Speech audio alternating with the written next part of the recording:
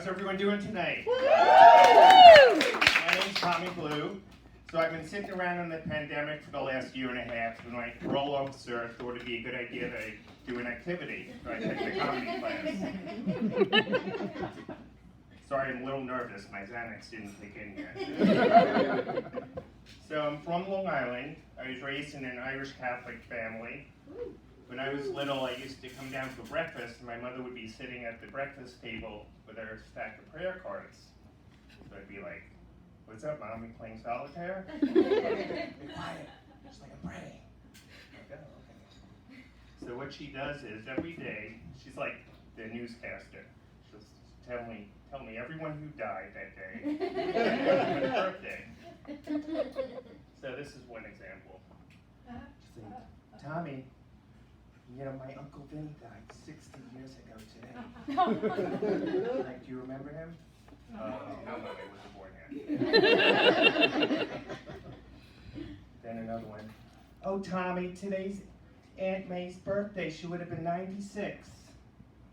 Oh, we used to visit her in prison." What? Oh, never mind. And my favorite is every St. Patrick's Day she calls me. She'll say, "Tommy, today's my grandma Bridget McGarry's 126th birthday." Like, oh, great, Mom, we're gonna have cake. So I moved to Astoria about 5 years ago, and that's when I encountered the wonderful motherfucking MTA. I commute to work, I take the subway, and I have little nicknames for the different trains. The R train is the resentment train.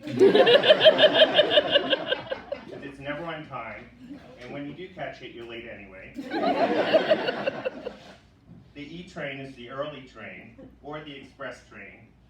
You can go from Queensboro Plaza to Jackson Heights in under 5 minutes. The F is self-explanatory.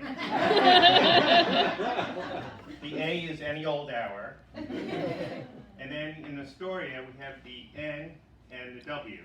The N is nowhere in sight.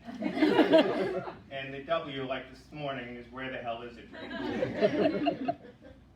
So another thing is I'm trying to be a drag queen.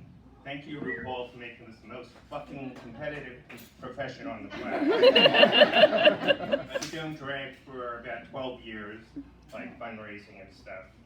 So doing comedy is much easier than drag.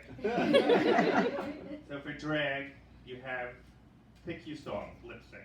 So I always pick Apple Merman, my favorite. And I call my security guard Maria. And by the way, lesbians make the best security guards.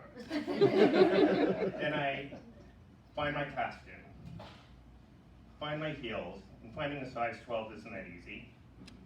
Then I have to get my photographer, get transportation, and they're a half hour late, like the taxi tonight. And then there's always a last minute makeup run. So I have anger management problems. I've been working on it for years.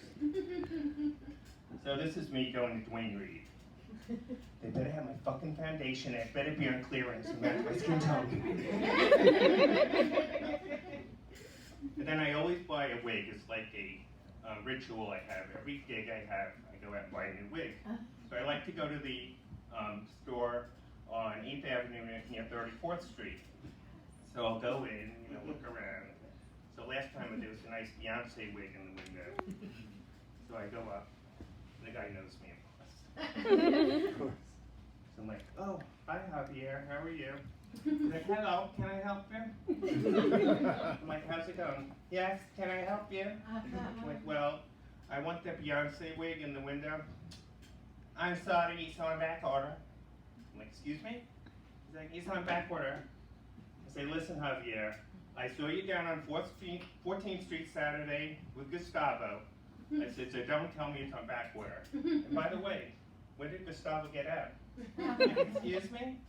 I'm like, "Oh, are you guys dating now?" "You know, he's my cousin." Like, "Oh, okay." So anyway, I want the Beyonce wig, or else I want to see a manager. "Okay, bitch, I'll get it for you." So besides drag, I love studying languages. When I was little, my parents used to make me study Spanish because my uncle, Tom, who I was named after, lived in Peru. He visited maybe 2 times my whole life. He'd be like, Tommy, now when your uncle visits, we want you to speak Spanish to him. It's like, but wasn't he raised in St. Louis?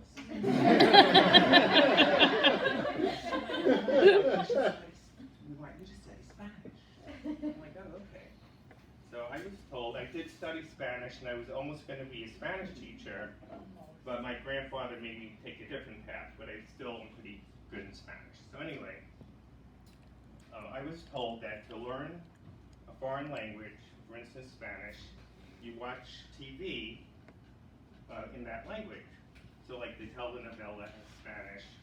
And I work in a hospital, and we have this chick from Colombia, Daniela. She's a social work assistant. So you think she'd be like, oh, hello, how can I help you? And it's like, no, she learned English from watching Mean Girls. She'll like come in, I'll say, hi, good morning, Mommy, how are you?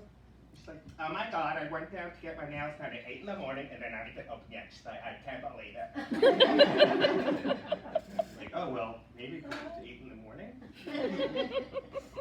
So another thing is my friend Mo, she's not one of the 3 Stooges. She told me that learning Chinese is like singing a language, and there's 10 different dialects.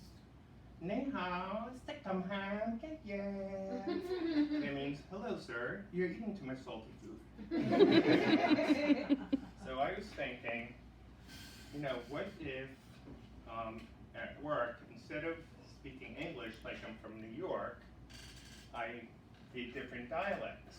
Like for instance, when I'm at work in the clinic, we have the Elvis Presley dialect.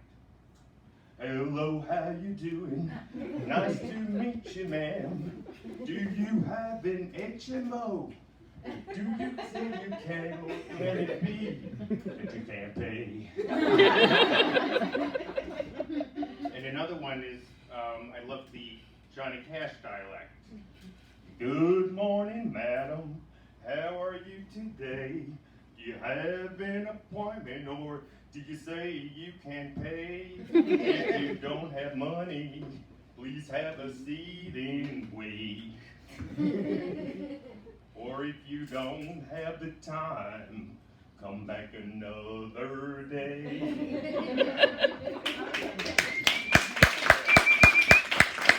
And my favorite is the Ethel Merman dialect.